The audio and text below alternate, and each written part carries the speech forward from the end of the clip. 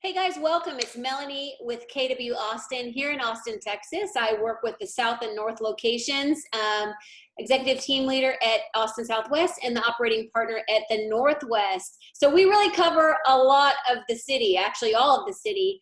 And boy, do I have a special guest for you today. The one and only Smoker Broker. You know, he's kind of like a legend in his own time already. And his name is Robert Meche, and he has an incredible story. And so I wanted you guys to hear this because as we're, especially now, Robert, like even before all this, right? What's happening right now in the next 90 days? Like we'll talk about that later. Like, oh my gosh, can you imagine not being with Keller Williams right now? We'll get into that, right? So Yeah.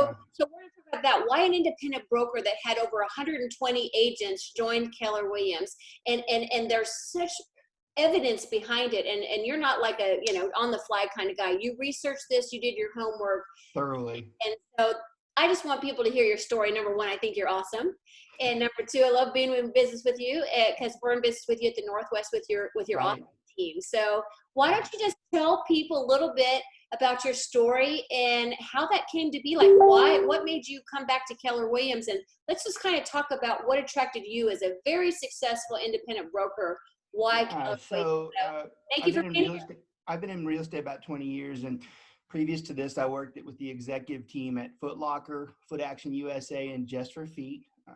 I come from a very prominent accounting family. My father's the former Assistant Inspector General for the Department of Transportation and Department of Defense in the Bush and Clinton administrations. Uh, we are all accountants in our family, and that's what I was supposed to do. Just for Feet started to perform poorly and gave me a nice little throw out the door unexpectedly. Sometimes your lowest points are your highest points. Yes. And it was great because I actually hated the job. I was doing very well at a very young age. It was a long time ago.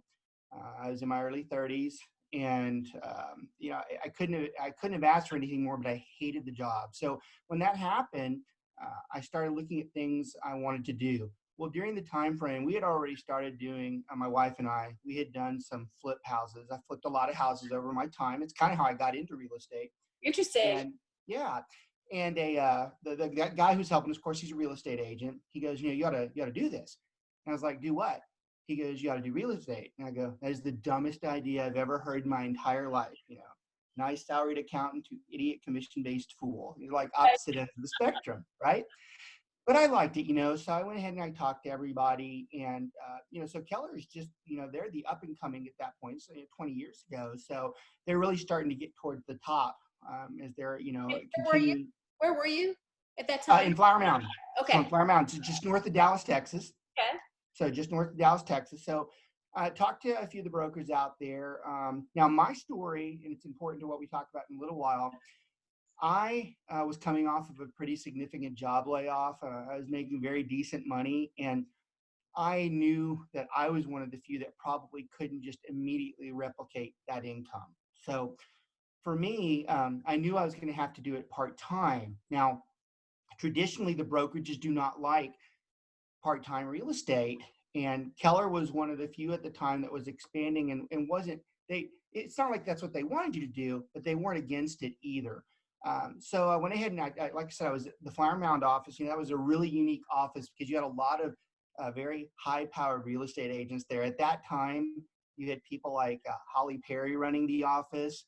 You had Russell Rhodes, the Buellers, Striegel. All of us were all in the same office right back then, and so it was a really unique office. It was funny when my getting me back into Keller Williams was really a lot. It has to do with Dee Dee Trosclair, and she was it's always a joke. She was coming in as the team leader the day I was going out, and then when I decided to go on my own. So I spent about 4 or 5 years at the Flower Mound office. I did well there. Wanted to do it on my own. I figured that I could move out. The independent model back then actually worked a little bit because you had the internet. A lot of our advertising was very equal to some of the brokerages, and it made it possible to grow the independent model. And that's why you actually see a lot of independent models today, because they realized that the internet became the great equalizer with a lot of the firms. So I went off on my own, like, unless that was funny. Dee Dee came in, I left that day. She always thought she was the reason why I left. I go, it's not true. Yeah, her first day. I mean, come on, right? You never forget that as a team leader. It's a true story. It's a true story. Yeah.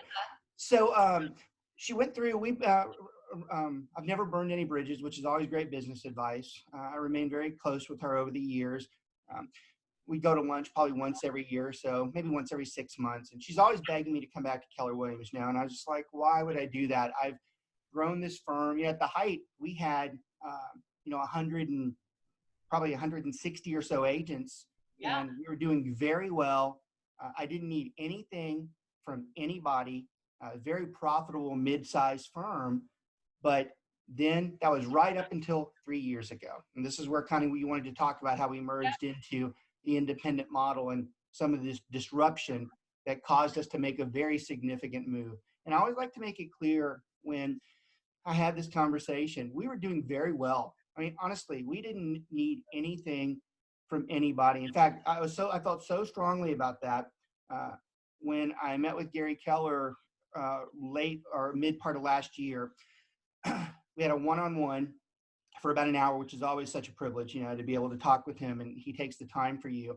Yeah. But he asked me, he goes, well, why are you coming back? And I go, Gary, I'll be honest with you. It's not the training in the offices and all the rah out there. I actually think I train better. So you're telling the real estate god this, right? You're telling the modern real estate god that you think you train better. Such a bold statement to make, but I meant it. Okay. And the reason why it's important is the changes that occurred were that strong to make me come back in. So 3 years ago, Open Door comes in. For anybody out there that's not familiar, Open Doors, it's an iBuyer that buys your house unseen, pays cash for it 15, 20 days later. You don't have to show. It's super convenient. Right. Why use an agent kind of thing, right? Yeah. So, but there's a catch to it. You're going to lose about, 15 to 20% of your home equity. So when I first heard that, I go, that's the most stupid thing. I go, nobody will ever do that. Well, 75 some thousand houses later, I guess I'm the fool because there's a lot of people that actually did it. So that didn't scare me. I knew back then that I go, there's no way that this becomes a mainstream part of real estate. I believed it then, and I even believe it more so now. I mean, it's easier to know that more so now that it's not going to be a huge part of it, but I absolutely acknowledge that it's going to be a component of it. It'll be a part of real estate, and it's a part I did not have, and it was an expensive part that had a lot of money that was built into it. So that's one thing I started having an issue with. Redfin comes in 2 years ago. In the Dallas-Fort Worth area, they really start throwing all their signs out. There's red billboards everywhere, 1% listing, blah, blah, blah. And, that didn't bother me either.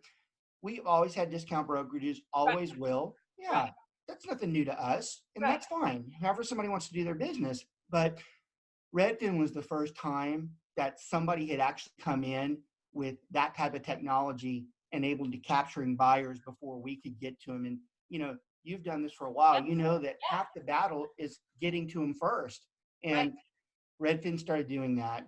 And that started to take away. So I have a little bit of that. I've got a little bit of Open Door.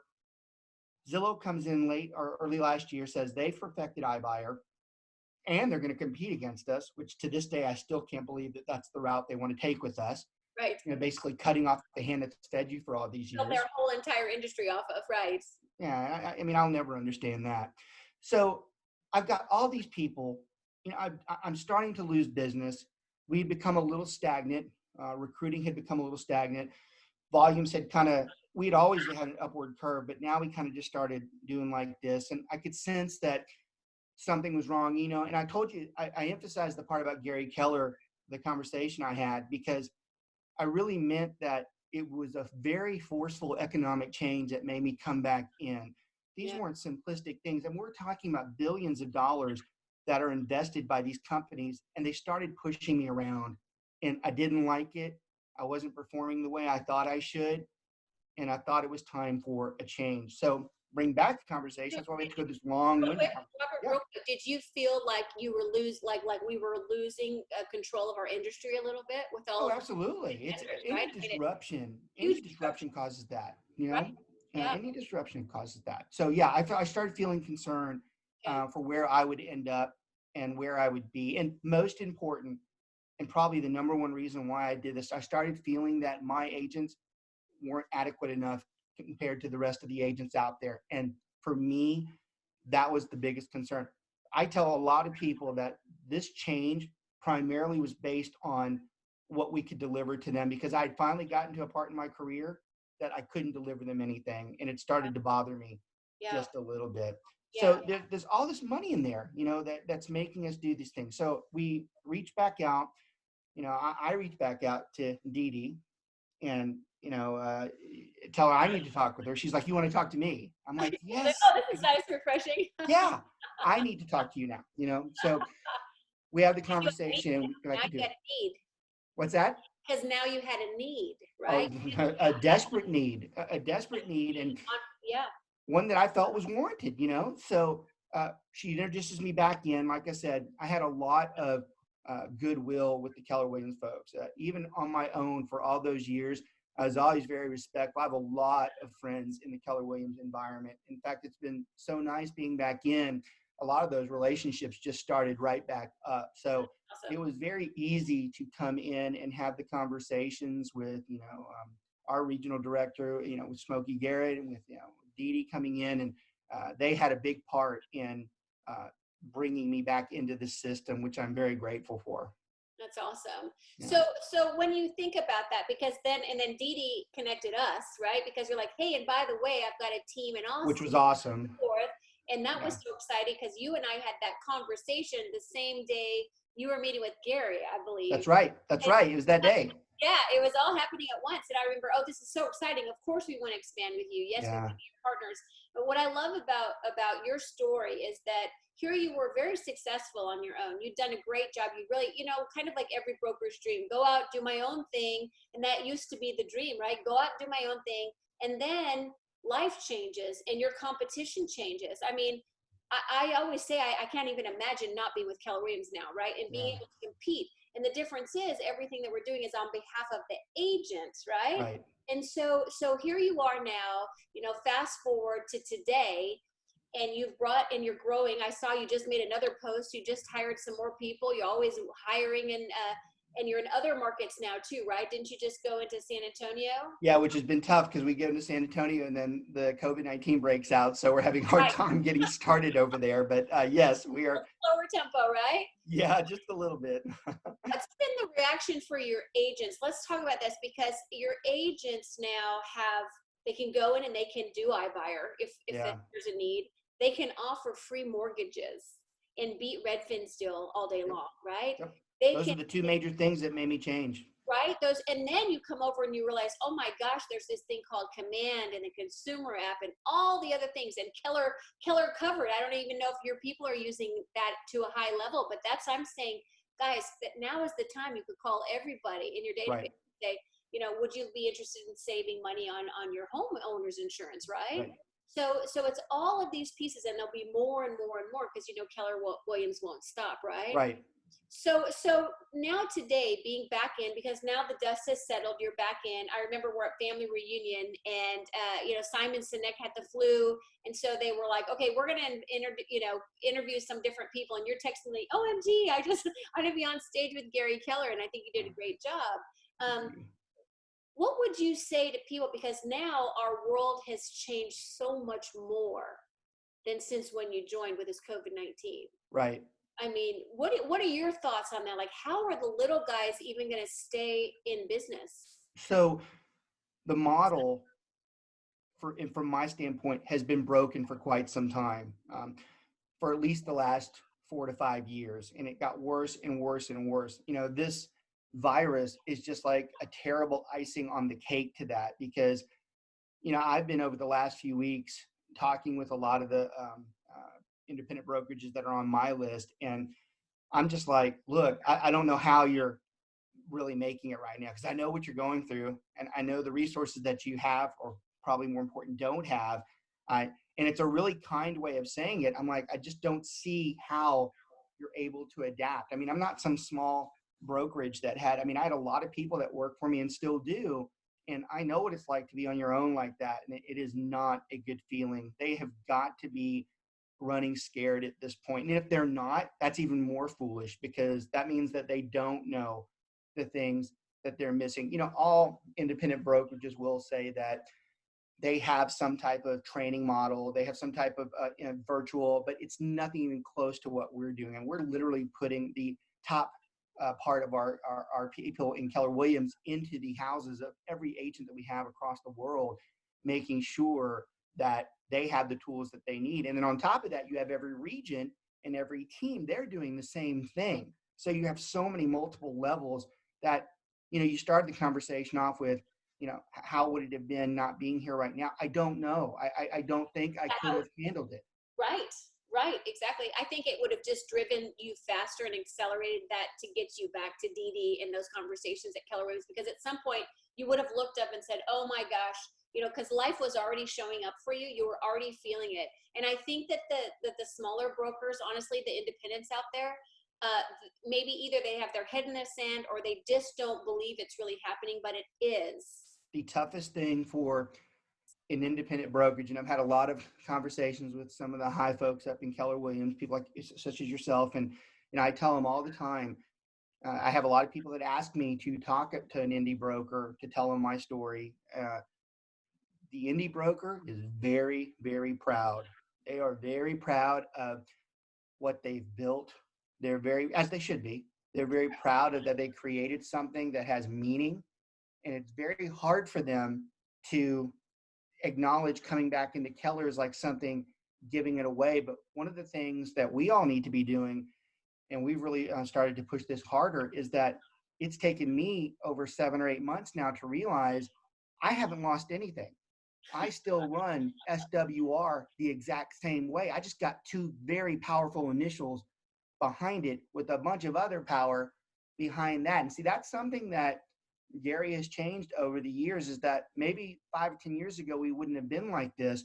Right. But now we're more opened up to the fact that the indie brokers that went out, and most of them did leave from Keller, it's now time to bring them back in, because really it's very difficult for those people to survive in the world that exists today with all the things that we have in place. Right. I totally agree with that. You know, I've done this now, 12 and a half years as a team leader.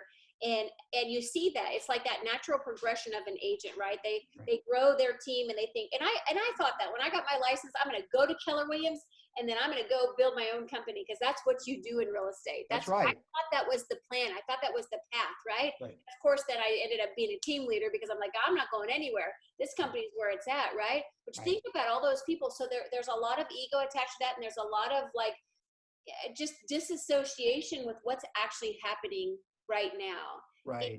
And you think about, like I was, you know, sharing with our top down at the South location with 37 people that do 20 million or more, but they stay because of that collaborative environment, and together we learn so much from each other, right? Well, you know, one of the things to really look at, it took me a while to understand this too. You know, as a practicing broker of a strong mid-sized firm, I did well. You know, I'm doing fine, but you know, for some reason, when you're by yourself, you think that there's this autonomy that you're doing well because you're on your own. But there are tons of Keller Williams agents that do far better than me, far more. And I'm like, well, what does it matter whether I'm here or there? If I need the tools, I can be, well, not just as much more productive in the Keller Williams environment. And it took me a while to understand that it is just as big, if not bigger, once you come back into Keller Williams. It's a different world today. It's not like it used to be. Keller is very supportive of the team environment, and they want you to practice on your. Look at how many team names we have across the country. Look at how many teams identify themselves with their team first, and then Keller Williams right there. Nothing has to change. And I think that's the thing that you have to explain to an independent broker, is that you can keep doing it the way you're doing it. You just have so much more now. Is what we have to offer. Gary's like the biggest financial backer, is what he is. He's the biggest financial backer, and he cares about it too. Yeah, it's like the law of the lid, right? The law of the lid is the leader of that office or that company, or like in an indie, like that's that leader, and they've done a great job. They've been successful, but there it is, right there. That's it. You're done growing, right? And last time I checked, I've not met a smarter, more intelligent, giving person than Gary Keller on the way I think. And so a lot of times when I'm thinking, I'm like, okay, what would Gary do? Or, am I thinking big enough, right? And so who you surround yourself with matters. And I think that's the beauty. And I think people from other companies are shocked to hear our numbers. Shocked. Because they say, yeah, but you hire new people. And I'm like, yeah, we do. Just like you hire part-time or dual career people. Yeah. So do we. And they become superstars of tomorrow. We also hire megas. 50% of our group's part-time. The other 50% is full-time. And it's a natural, those numbers make sense to me because you get the people that come in, they need to do what they need to do, and they eventually excel and they get better. And so, it's funny. There's a lot of people, even in the Keller Williams world, that sometimes are like, I don't know about the part-time. And I'm like, how do you think I got here? Right. I go, if you're going to cut the part-time out, that means you're cutting me out. So I don't always agree with that, but everybody's free to their own opinion. But I've always bashed anybody that says you can't do part-time. I'm like, that's not true. That's right. I'm living proof of that. And you're living proof of that. And I remember when I started, way back in the day, and there was another guy named Gary Smith, and he had a great job. And he was like, I don't know, 2 years away from retirement and a great pension, right? And that guy would come in every day at lunch and after work and, weekends and things like that. And man, he closed more real estate than anybody else. Yeah. His why was he wanted to get the means to the end, right? Some of those part-timers are stronger than the full-timers. Totally. We see that in our numbers too. It's like, because they take it much more seriously. Right. And I always tell people, like, listen, if you're transitioning into real estate and you're wondering if you should, if you don't have 3 to 6 months reserves, then you should not quit your job. Yeah. And so look, and it's so refreshing to hear someone at your level say that, because it's a true statement. All too often you see someone when they're recruiting, they're like, well, you can make 100K. I'm like, hey, easy. I go, that's true for some people, but for others, it's not, and I think that's the biggest mistake. Yeah. There are some of our agents that do that well in the beginning and they're superstars, but there are some people that it's common sense. We're starting at ground zero. It's going to take a little while to build this up. There's a huge difference between the first year and the second and third year. And if you can get those people to the second and third year, you've got something really special there. Oh, absolutely. Absolutely. Like I was telling, those numbers of people doing 20 million or more, most of those are self-generated. Yeah. There's maybe 5 or 6 that came from somewhere else, but most of those have grown into that, right? So right. I know you love teaching. I know you love training. You have a radio show, don't you? I do. So what is that? Tell us about it. So I have been always big on training, and we always loved the co-branding of the Smoker Broker name. The Smoker Broker name is held pretty good in the Dallas-Fort Worth area. Of course, I got that from doing a lot of competitive barbecue, and that's where that came from. Right? So everybody likes the name, and when we talked to the radio producers, we thought that would be a really good show. We wanted the show to focus on hardcore real estate for everyone, for new people, for veterans, for the general public. We wanted to be able to show them exactly what we see, so it would help the new agents that couldn't get that type of training. It would help the veteran agent that's like, oh, I wasn't doing it like that. Or even your clients or your customers that you were having trouble with, maybe you should watch this episode. It might explain it to you a little better, because that show is all created off the side things that I always had trouble with. I have a very empathetic heart about people coming in. It was tough for me. I tell you, it was Murphy's Law. Anything that bad could happen, it hit me every which way, but loose. And I've tried very hard to recreate those events so that when people hear that, like, oh, I didn't know that. Because as well as I do, you can be 7 or 8 years into this and go, I have no idea what the hell this is. How did this happen? Yeah, absolutely. Right. So where can people find that, or where can people like? So we do we do the show every Thursday. We do it noon to 1 on KBGI radio. It's internet radio. The show is where we get most of our views is through archive. The show is watched about anywhere from 400 to 1,000 views a week, and then it has a general listening audience across the world. We have some people every once in a while that tune in from some weird, on the other side of the world. I don't know what they're listening to, but they climb in there. So we do that once every Thursday, and it's become a real significant co-brand to our marketing. It really solidifies. One of the things that I found is great about the radio. So we have a live show, and then it goes into podcast. But what it's good for is our agents that we are interviewing and that we're recruiting, it gives them more time with me. It gets them to know me better. You can never know someone enough inside of a 45-minute to an hour interview. The radio has really helped with people who are looking at me. I have a lot of people that cyber stalk me. That's what they tell me. They watch me over and, see how I am. But I really do believe that that's what secures the size of the team that we have, because we do have a large team. And I think that's one of the main reasons for it. How big is your team? So we have 120 agents. We have 100 and we have 110 here in Dallas Fort Worth, and we have about 10 in Austin as we start to grow there. And of course, we just opened San Antonio. Yeah, that's exciting. That's exciting. So, okay, so the message I want to get out today and why I wanted to share is just like, independent brokers, we were built for this. We know how to work with people like you. This is what we do. Right. And you look at Gary's top 100 mastermind, they're all running extraordinary businesses in multiple cities. I was interviewing Tim Heil last week about what is he doing now for the shift. And he has a whole separate company, right, with another 35 employees, right? And so a lot of you guys are really big thinkers. And I think that there's just who you surround yourself with matters. And as we are all isolated at home and as our world is shutting down around us right now as we get through this pandemic, I think it's all the more reason for us to stay connected with our indies. I mean, I really have, my heart goes out to indies. They really need our help. So you mentioned the masterminds. That was something that I had to develop back into. When I first came back in, I was like, I don't need this stuff. I don't need to hear. I've done all this. I've heard all that. I've been so humbled by the fact of I pay a lot of attention to those masterminds. I'm very appreciative to be in the Gary Keller mastermind because, some of those people, they have some ideas. I'm like, I would have never have thought about that. You have very high powered agents in there. And I'm one of the biggest fans of those masterminds. And I would not have been when I came back in, because I would have actually viewed that as an annoyance.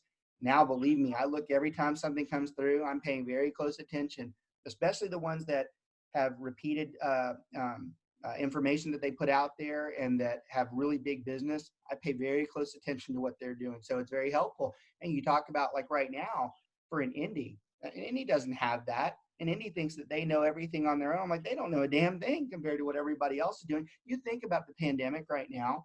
Think about how many different agents in that mastermind are doing different things right now and how many respond going, hey, how did you do that? Those people are not left alone. An indie broker has nothing like that. They don't even know where they're at. Right.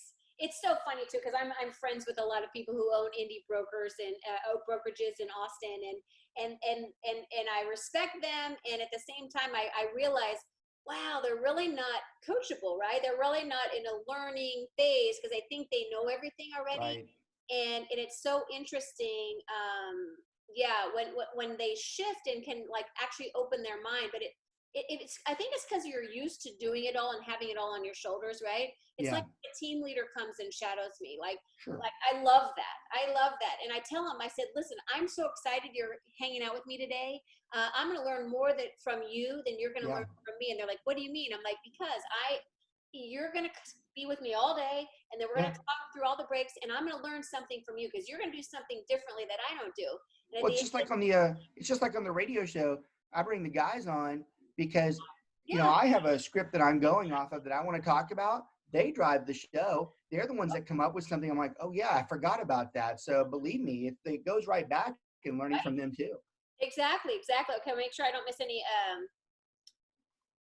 So especially with the COVID-19, like let's talk just a little bit more about that, and because I know we touched on it, but I think time is ticking on that, and because nobody knows what's coming, what would your advice be to any indie broker out there?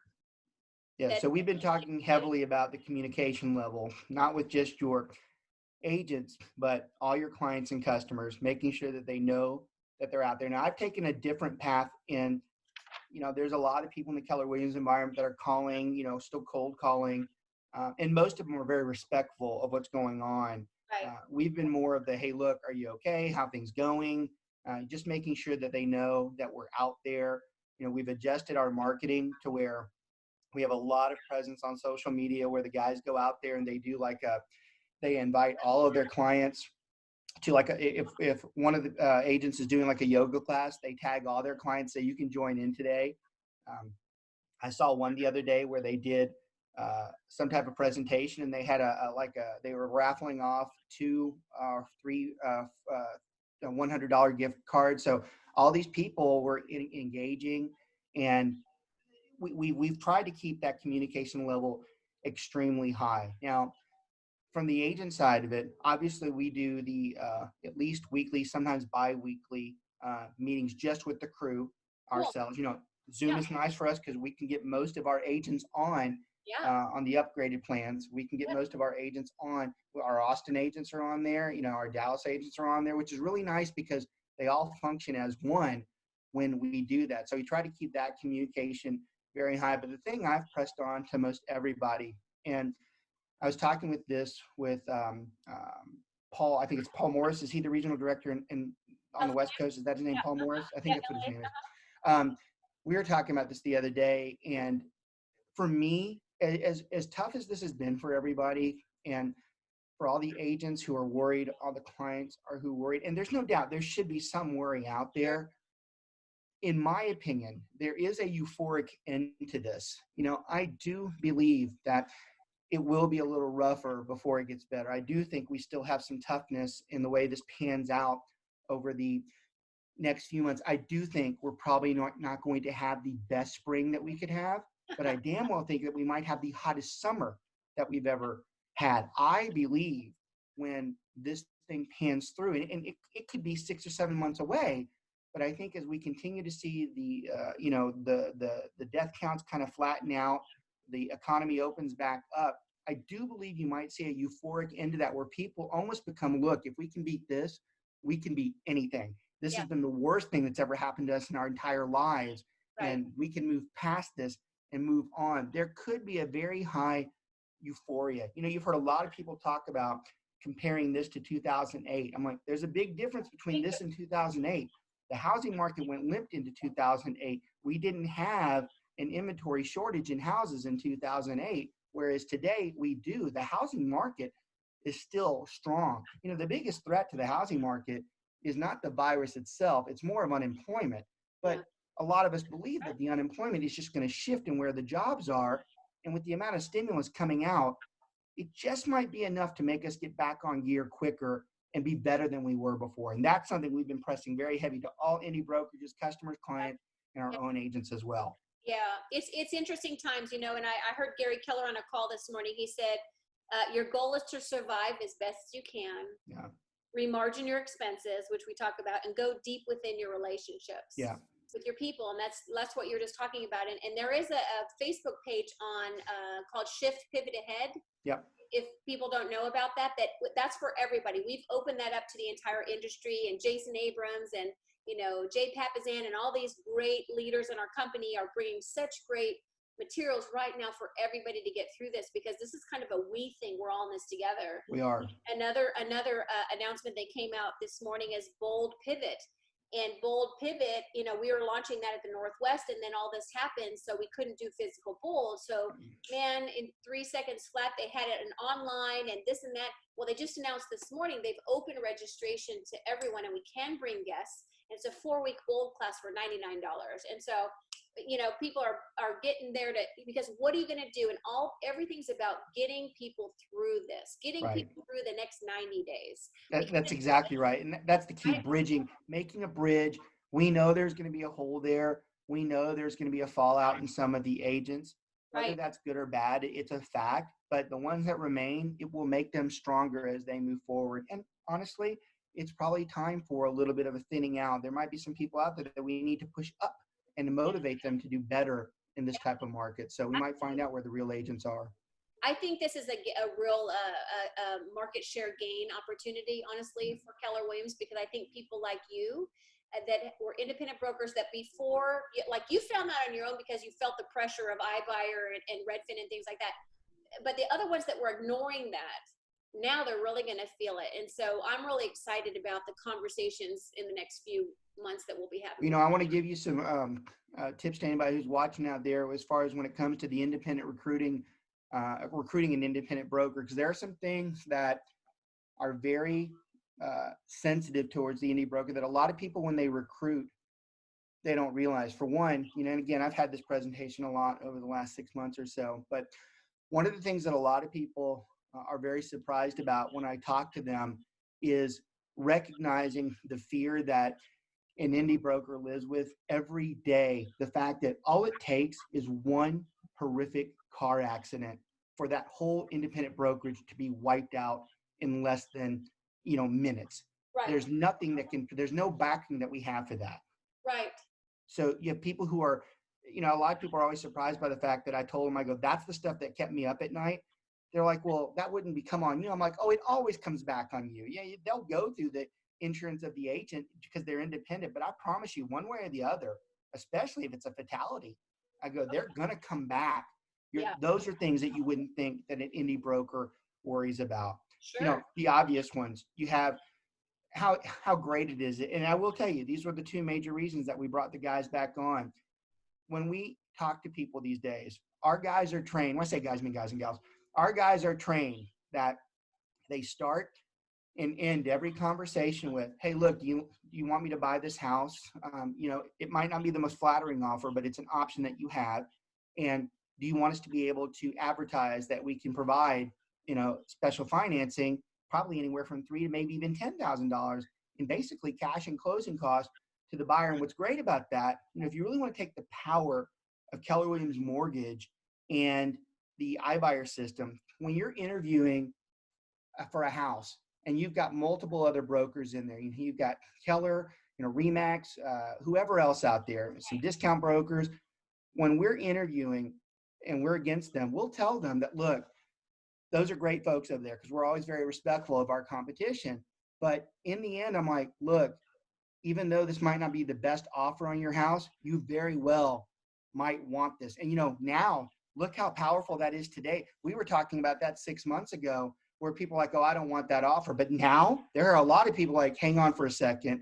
And we're one of the only ones that can do that. I'm like, they can't, right? Your competitors can't. Right. And Open Doors put a halt on it. And, Purple Bricks pulled out of us altogether, right? And so the guys who started this are on the sideline right now. That's right. The guys who started this whole thing are on the sideline. So we can offer that. Then we come in and say, hey, look, we're going to advertise this house with special financing. Every single person that comes in here, it doesn't even have to be our buyer. As long as we're on one side or the other, we're going to be able to offer them probably anywhere from $3,000 to $8,000, $9,000, $10,000, depending on the volume.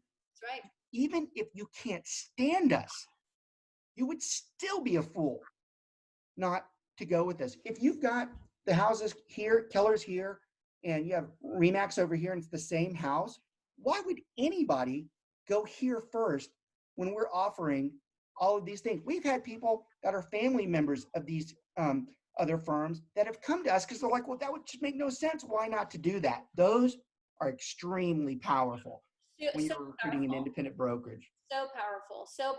And, when you think we've saved the consumer, I think it's, over 120 million now or something like that in Keller Mortgage savings. That's a powerful story to tell. Yeah, you don't have that in the independent brokerage. Yeah. Another thing to hit up an indie broker on is, saying, hey, look, what does your luxury listing count look like? Because most of the indie brokerages don't do a very good job on luxury listings. Quite honestly, most of the indie brokers don't do a good job on listings, period. They don't have that many listings out there. That is a very big weakness in their business. Now, when I tell you that stuff, see, I know this from my end of it, and I'll tell you some really personal things about me just so you can get into my head on how that stuff worked. Those listings, we were obviously primarily a buying agent firm because we had a lot of part-time agents. So we didn't have a lot of luxury firms. Well, a lot of times when we would get into the winter and we wouldn't have that many listings, it was kind of embarrassing for us to have our website and we didn't have like all these listings. So I got to the point where I just took our listings off of it and put the generic search for all the housings in because it was embarrassing to me. Right. Other indie brokers, same problem. They won't admit it, but it's the same problem. And I think this is one of the really good things to enforce to everybody. In less than 7 months, I already have notable proof that this has worked beyond my expectations. when we, in the fall of last year, we sold I think we did one $4.5 million transaction, and then we did multiple 1.5 or so. We had never done that at SWR by itself, ever. And it's not coincidence. It's because we had the initials behind us, Right. our recruiting. So this is a really powerful statement to make too. And that's why I love having this conversation. I was scared that I was going to lose some of my team when I did this. And that's exactly what happened. I actually lost 40 agents in this transition. Now, there's a lot of indie brokers that will hear this and they'll be like, well, that's exactly why I don't want to do this. Yeah, I'm like, well, and I'm like, hang on though. But since then, we've almost replaced every single one of those people. All those people that left, their income to me probably totaled like 60 to 70,000, all of them. Right. And now we've replaced them with people who are accepting of the cost and the training. So we put go-getters in, and we've replaced those people in less than 7 or 8 months. Right. Our recruiting, yeah. Your area is an excellent example too. We'd have Jim go out there and recruit. When he was on his own, just with SWR, he averaged maybe 2 interviews a month. He now interviews anywhere from 10 to 15 a month. And we've doubled the size of down there in the short period of time, because we've really only been recruiting in Austin effectively with Keller Williams since the beginning of this year. So we haven't even started yet down there, Yeah. Well, so those are very powerful things when you're talking to those indie brokers. Those are things they don't know. Right. It's because, again, you're not giving up power. You're not giving up power. In fact, you're getting this like supercharge behind you that can take you to a whole nother level, so you can go places you couldn't have gone before. Well, it's the confidence level. There's nothing that I have everything anybody could want.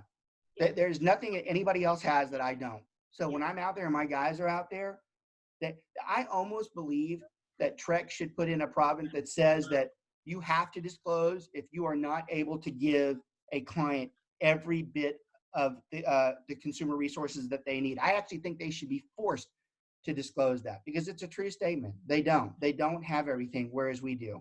Right.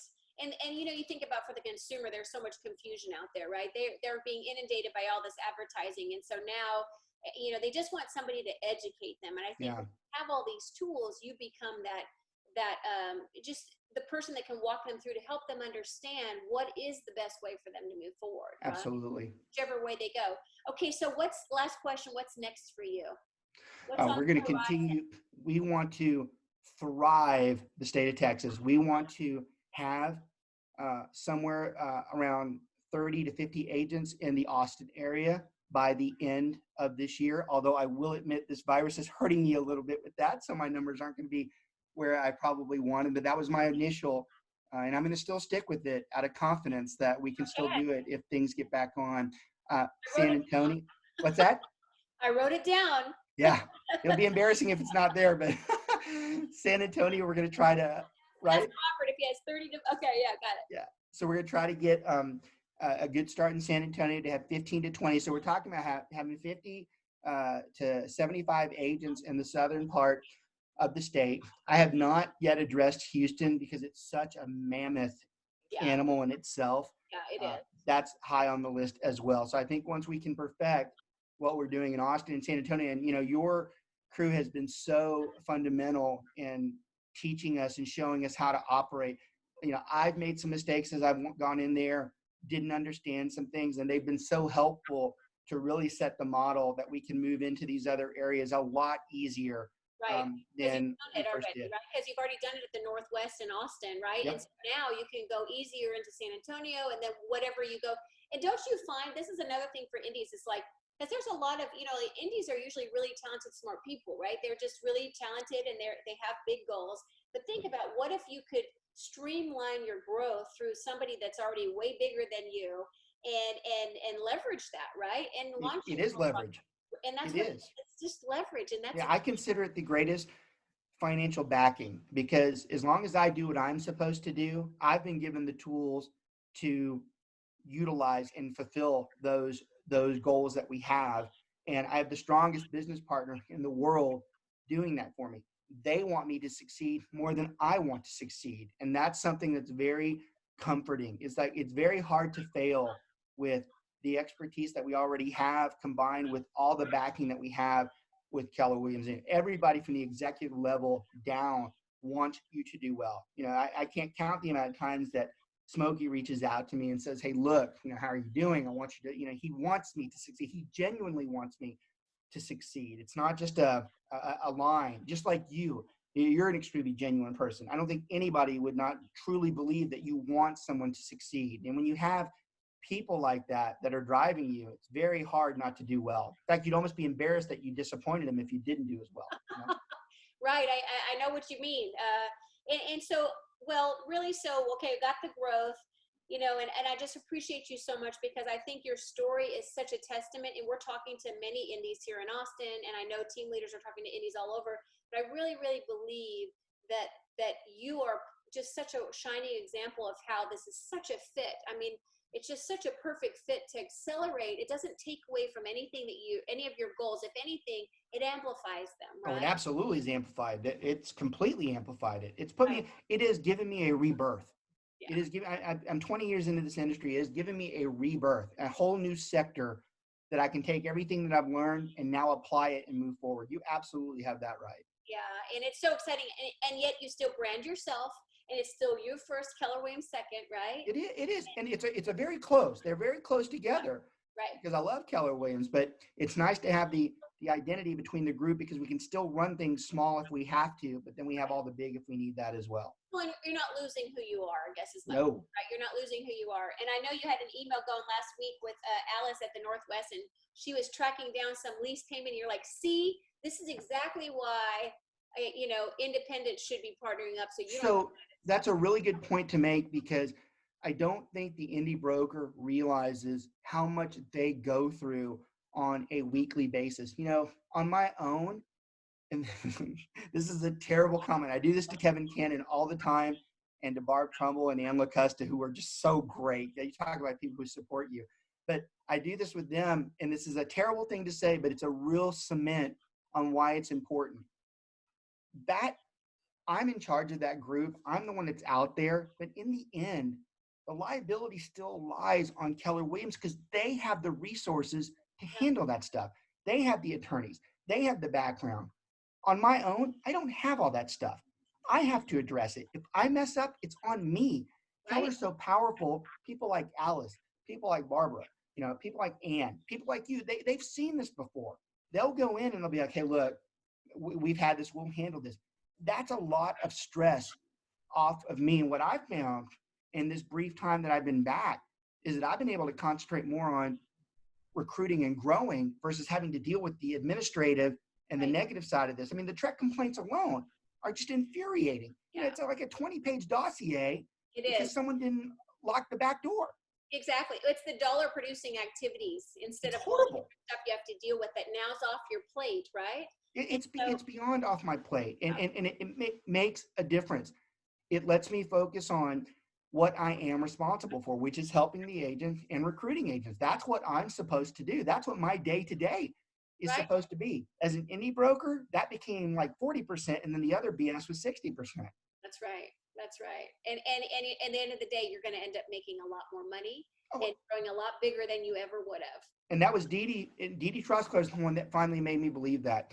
I had always done very well. I'm like, I don't need any of that. I can't imagine it doing better than it already. And she would always laugh at that response. And she's right. We should be able to triple the business we've done in another couple of years or so. I'd be shocked if we didn't. You know, we were at almost 100 million in sales this past year. I'd be very embarrassed if we're not closer to 150, 200 million in the next year. Again, the virus has been a little tougher for me, but I won't let that bother me. Right, exactly. Well, I appreciate you, and how can people reach you? What's the best way to reach you? Yeah, so anybody out there, I don't mind if you ever contact me. Anybody out there is trying to recruit an indie broker and they want help and they wanted to tell my story, I'm always open. I help everybody in the Keller Williams environment. My email is very easy. It's smokerbroker@kw.com. You can always call me if you want, 214-683-8973. Again, that's 214-683-8973. I love helping people. I never mind if it's getting somebody into the Keller Williams environment. I'm happy to help. No, I appreciate you so much. And you know, it's so cute because when I first got introduced to you and I started doing research on you and I saw Smoker Broker, I literally thought it was just because you sold so much real estate that you were smoking hot. And it's Well, not, no, it's we barbecue. joked about this the other day when we went through trademark for Smoker Broker. The attorney admin there was like, "Hey, look, I'm concerned about this guy doing vaping stores. I don't think we should trademark that." That is not what this is. For our children, right? Right, right, right. Robert, it is such a joy to have you at Keller Williams. I'm Oh, so glad you came back, and I'm so glad you got introduced to my life and our yeah. life in Austin, and I'm so excited for our future together. You were a very fortunate part of us being down there. I honestly, I don't know how we could have got better with the support that we have and the intelligence that we have and just all the welcoming. We could not have asked for better coming from you. And it's such a nice, not only from the friendship side of it, from the business side, it's so easy to be able to fall back on you and say, "Hey, look, would you have done this that way?" And it's really helpful to me. Oh, I love it. Anytime, and you know how to reach me I anytime. do. Okay, I'm going to turn off the recording. You just stay there real quick, okay? Okay. So thank you, everybody, for watching. Oh, hold on. That's the wrong thing. Push pause.